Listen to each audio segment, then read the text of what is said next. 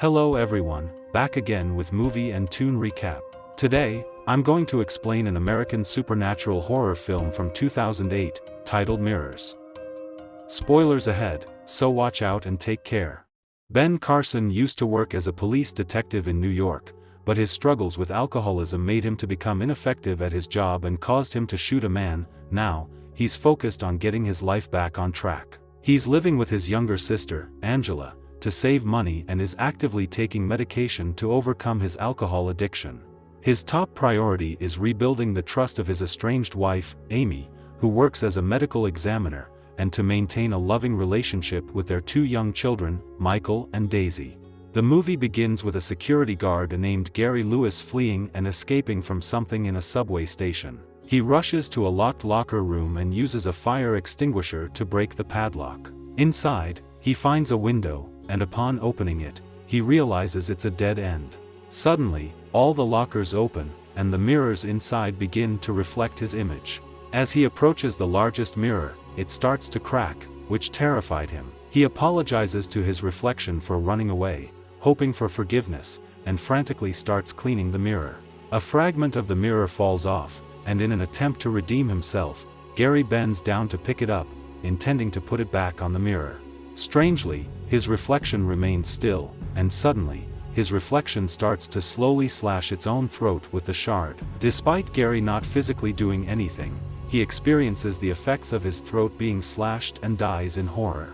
Sometime later, Ben Carson is forced to take a nighttime security job at a department store that was previously ravaged by fire. Lorenzo Sapelli, his guide, leads him through the building, once a psychiatric hospital that conducted experiments on schizophrenia. In 1952, a tragic mass killing occurred, leading to the hospital's closure, and it was later refurbished into the luxury department store, the Mayflower. Carson remarks on the pristine mirrors throughout the store, to which Lorenzo mentions the previous security guard's obsession with cleaning them and warns Carson to be cautious around the mirrors. After their tour, Lorenzo shows Ben his new work area, and inside the department, something peculiar catches the eyes of the viewers in one of the mirrors.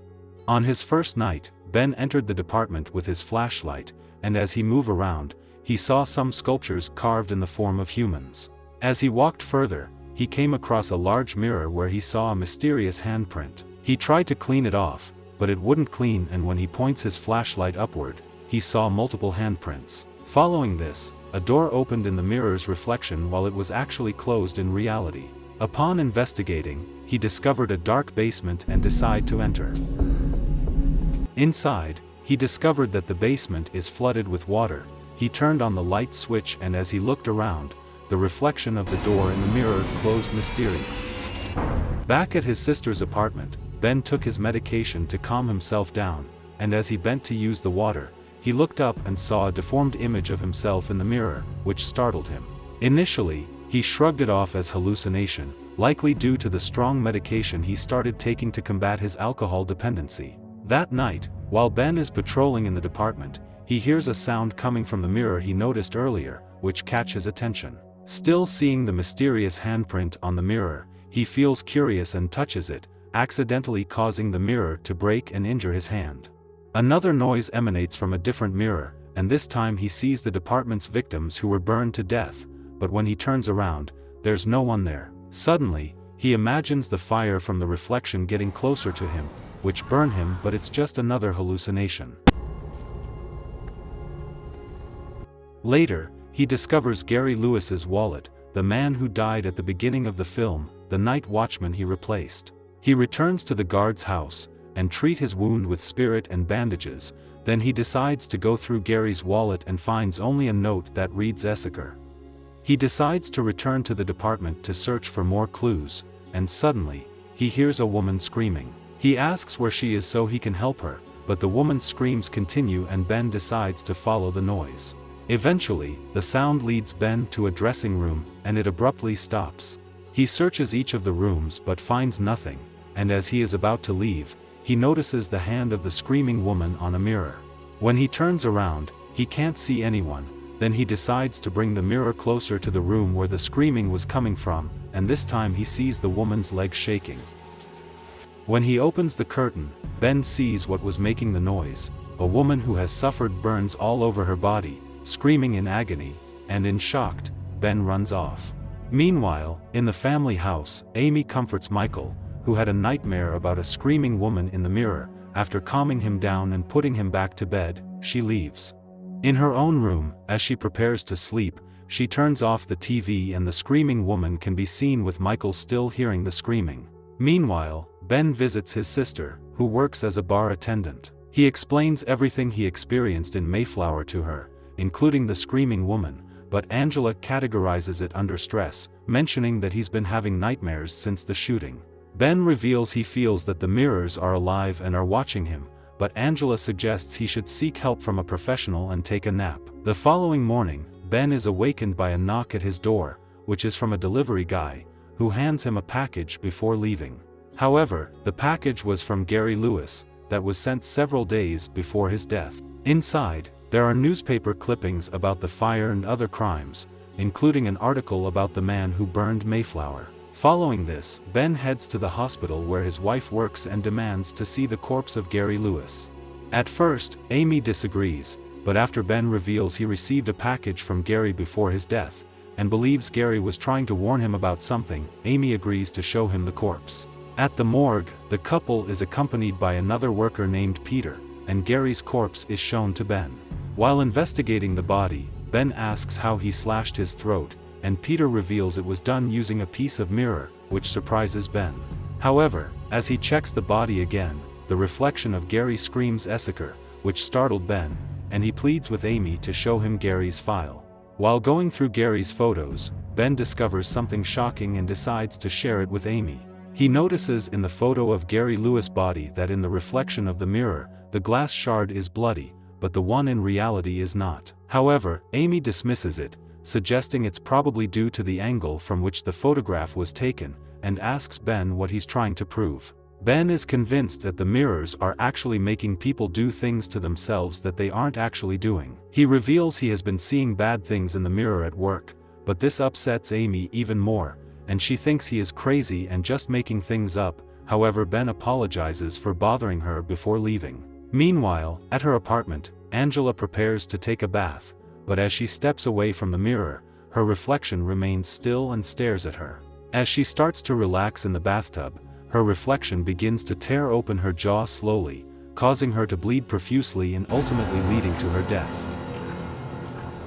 Shortly after, the police arrive at the scene, and the lead detective, Larry, heads to the bathtub where the incident occurred, and he is horrified when he sees Angela's jaw ripped apart. Shortly after, Ben arrived at the scene, demanding answers and to see his sister, but the police stopped him. Despite their efforts to restrain him, Ben broke free and rushed to the bathroom, where he broke down in tears upon seeing his sister's lifeless body. At the hospital, Amy visited Ben after hearing about the tragedy. Detective Larry informed Amy that the killer might be someone with access to Angela's apartment or someone she knew, leading them to suspect Ben. However, Amy defended Ben, stating he can never harmed Angela and was like a father figure to her since their father's passing. Amy went to Ben to comfort him and suggests that he should come home and spend time with the kids. However, Ben revealed that he doesn't want to put their children in danger, and also mentioned they came after Angela. Ben further revealed that he knows who is behind Angela's death, but even if he tells Amy and Larry, they won't believe him, and afterward, he leaves the hospital. Ben returns to the store and tries to destroy the mirrors, but they're indestructible. He even shoots at them, but the mirrors regenerate from the several bullets. Frustrated, he demands to know what the mirrors want, only to find Essiker written on one of them. Confused, Ben searches through the newspaper articles Gary Lewis sent him and contacts a friend in the police force for help. Unable to find any information on Essiker, he shifts his focus to Terrence Berry, the security guard involved in the Mayflower fire 5 years ago. Through the articles, Ben discovers that Terrence blamed the mirrors in the store for the death of his wife and 3 children. After learning Terrence has already died, Ben goes to the mental institute where he was incarcerated prior to his death, and is shown a video by Barry's doctor that was used in Terrence's trial where he blames the mirrors for his family's death after he failed to find Essiker. Ben rushes home upon realizing his family is in danger and starts removing all the mirrors in the house. Concerned about Ben's behavior, the family nanny, Rosa, calls Amy to inform her. Amy arrives home to find Ben painting over the mirrors he couldn't remove with green paint. Amy threatened to involve the police, which will ensure that Ben will not be able to see his kids again. However, Ben takes her outside and shoots a mirror to prove they can't be damaged. To his surprise, the mirror don't repair itself, making Ben feel like he's losing his mind. Amy tries to calm him down and offers to help, but when Ben sees his children's terrified faces, he apologizes and leaves. On his way to the guard house, Ben is startled by a reflection of Angela, who appears to be sitting in the back seat. When Ben turns to look, he sees no one there, causing him to almost get into an accident. He manages to stop the car just in time, but in anger, he smashes the front view mirror, but suddenly, he spots a writing on the side view mirror. Ben enters the flooded basement of the Mayflower and discovers a small sign indicating psychiatric studies and St. Matthew's Hospital underneath. He investigates further, pulling at the tiles and bricks of the wall until he uncovers a room with a chair surrounded by mirrors, a psychomantium. However, as Ben becomes distracted by his reflection, he witnesses something unsettling. Realizing that the Mayflower was constructed on the site of an earlier hospital, Ben seeks assistance from his police friend, Larry Byrne, to locate the patient-employee manifest for the hospital.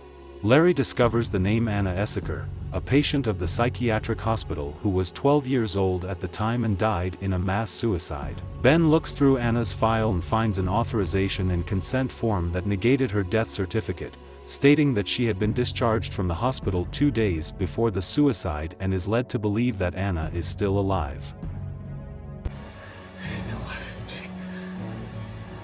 At the family's house, Amy discovers Michael talking to his reflection. Even after she calls him away, Michael's reflection remains, smiling at her, causing Amy to panic. She calls Ben, who is on his way to Essaker's residence, and he immediately returns home. Together, they cover every reflective surface in the house. And before leaving, Ben embraces his kids. Amy admits to Ben that she is afraid of staying in the house, but Ben assures her that he has covered all the reflective surfaces, making it the safest place to be. Amy apologizes to Ben for not believing him initially. However, she urges Ben to do whatever it takes to end this, and they share a hug before Ben leaves. He drives to Pennsylvania and comes across an old house in the woods with a mailbox labeled Essaker, believing it to be where Essaker had lived. He knocks on the front door but receives no reply. Deciding to check through the window, he is startled by a dog, and a boy named Jimmy opens the door. Ben explains that he is looking for Essaker, but Jimmy seems unaware of whom he is talking about. Ben apologizes, thinking he might be at the wrong house, and as he attempts to leave, an elderly woman calls him back. After explaining why he is here, Ben is allowed to meet Robert, Essaker's brother. Robert reveals to Ben that as a child, Anna was violent and uncontrollable, diagnosed with severe schizophrenia. She was taken in by a doctor named Dr. Kane from St. Matthew's Hospital, who believed she had a rare personality disorder. The doctor's treatment involved confining Anna to a chair surrounded by mirrors, believing this would cure her disorder by forcing her to confront her own reflection. Robert tells Ben that when Anna returned, apparently cured, strange things began happening with the mirrors in their home. As a result, her family sent her to a convent, St. Augustine's Monastery, where mirrors are forbidden. Ben visits the convent and finds Anna alive and well. She explains that she was actually possessed by a demon, which was drawn out of her and became trapped in the mirrors.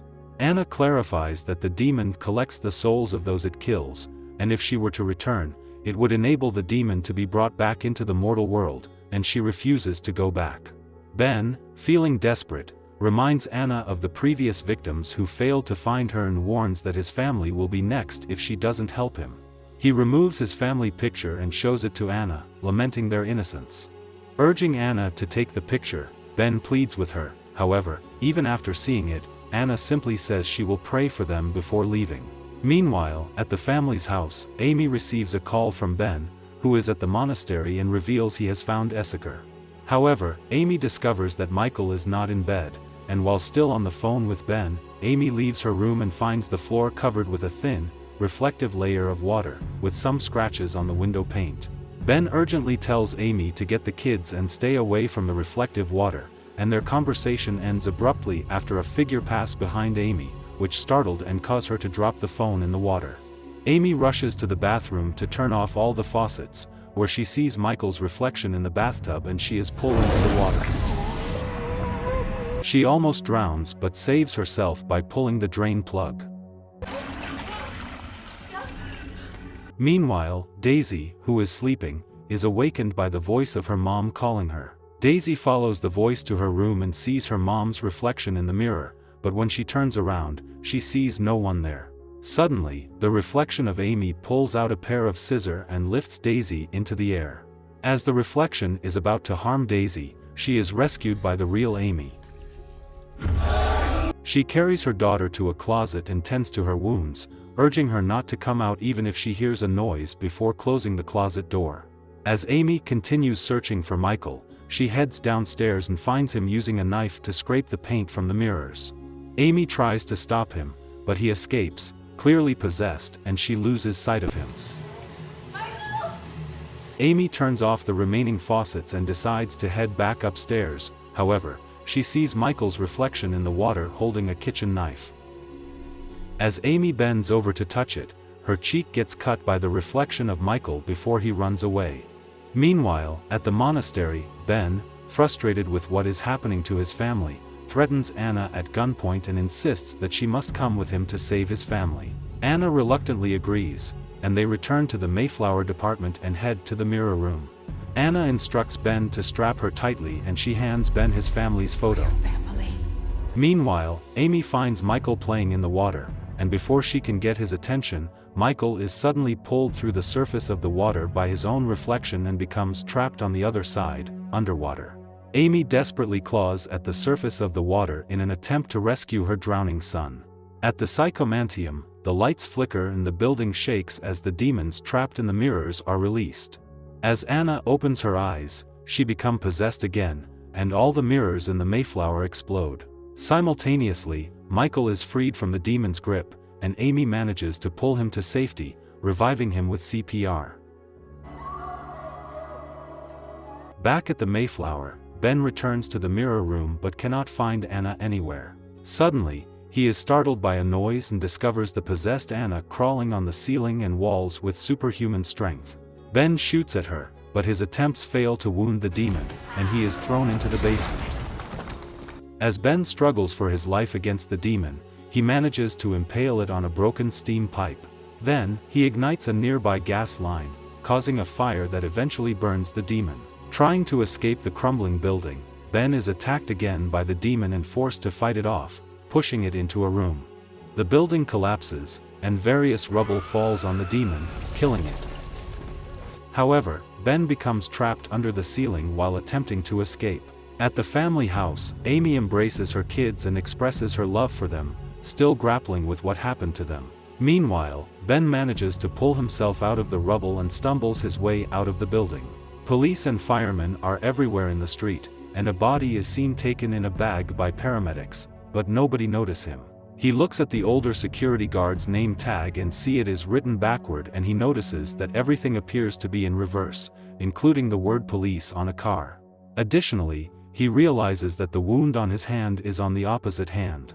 Fleeing the scene, Ben comes across a mirrored surface in the city and realizes that he cannot see his reflection. It dawns on him that he was crushed to death under the rubble and is now trapped in the mirror world. Placing his hand on the mirror, the scene then changes to the real world, and the audience sees Ben's handprint on the mirror as the movie concludes. Okay guys, that's all the recap about Mirrors from 2008. Thanks for watching, see you again in the next video.